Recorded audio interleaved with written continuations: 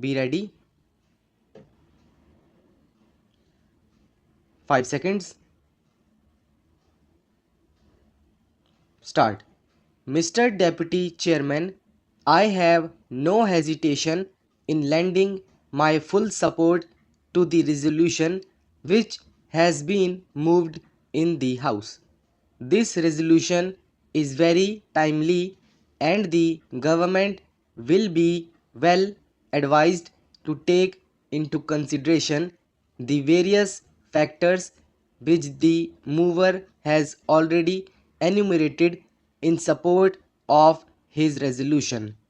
Sir, as this House knows very well, the government always has thought it necessary to come out with a statement of policy regarding the control and planning of economy at the beginning of every plan.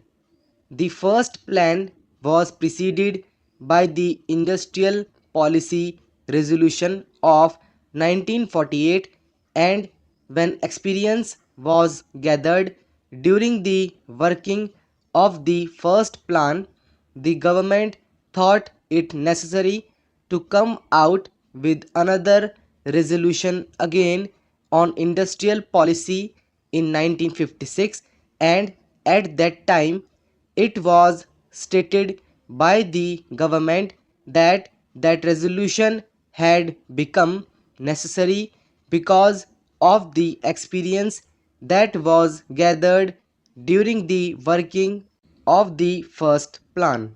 Similarly, we are now on the threshold of the 10th plan, and it will be necessary for us to consider again the industrial policy of the government in the light of the experience that we have gathered during the second plan period. It is true that the 1948 resolution and the 1956 resolution emanated from the government, and no committee was appointed at that time to examine the various aspects of these industrial policies. But we must also remember that the entire responsibility for the formulation of the 9 plans was taken by the government itself. When we are on the threshold of the 10th plan, responsible government spokesmen and even the president have expressed the desire that all the various elements of the nation should combine together at the very outset to apply their minds to the formulation of the 10th plan, and that cooperation from all sections is welcome by the government. When various sections of the community are trying to apply their minds to the problems of the 10th plan, it will be necessary for the country to know exactly what should be the industrial policy, what should be the economic policy that should govern the formulation of the 10th plan. It is because of this that this particular problem should not be left to be tackled by the government alone. It may be argued that the 1956 resolution is fairly clear and nothing has happened during the 10th plan period so far which requires any re-examination of this problem. I respectfully beg to differ from that position. Enough has happened during the second plan and even so far which might make it necessary that we should re-examine the 1956 resolution. The Reserve Bank year after year has drawn attention to the fact that the savings of the community are not keeping pace with the requirements of the economy. We have been told even by government spokesmen, that one of the problems which creates great anxiety in the mind of the planning commission is the fact of the non-availability of savings.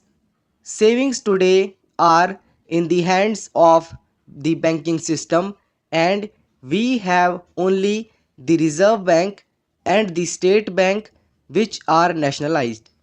The other banks are still in private hands, and it will be necessary to examine whether it is desirable that the other scheduled banks should also be nationalized or should be brought under more effective control of the government if the savings drive is to be given impetus. The mover of the resolution has very wisely kept the thing quite open for the committee to discuss all the issues. It need not be taken for granted that merely because a committee is appointed, that committee would be biased in favor of nationalization only. It will be necessary for it to examine all the pros and cons and to see whether the time has come for nationalizing the entire credit system. The House and the other House have already discussed the LIC investment policy, but the comments in both the Houses as well as in the public make it quite clear that investment policy also is still not quite clear. Will this investment policy lead to nationalization by the back door? Will that policy ultimately lead to the control of the various industries by the government? Will it lead to a greater participation in the profits that the economy as a whole has created? These are the problems which exercise the mind of the public. The committee will have to go into that aspect also and evolve a consistent investment policy not only with reference to the LIC funds but also with reference to the other funds that are at the disposal of the government and which can also be utilized for productive purposes. This committee should also tap some other sources of financing our 5-year plans for the development of our country.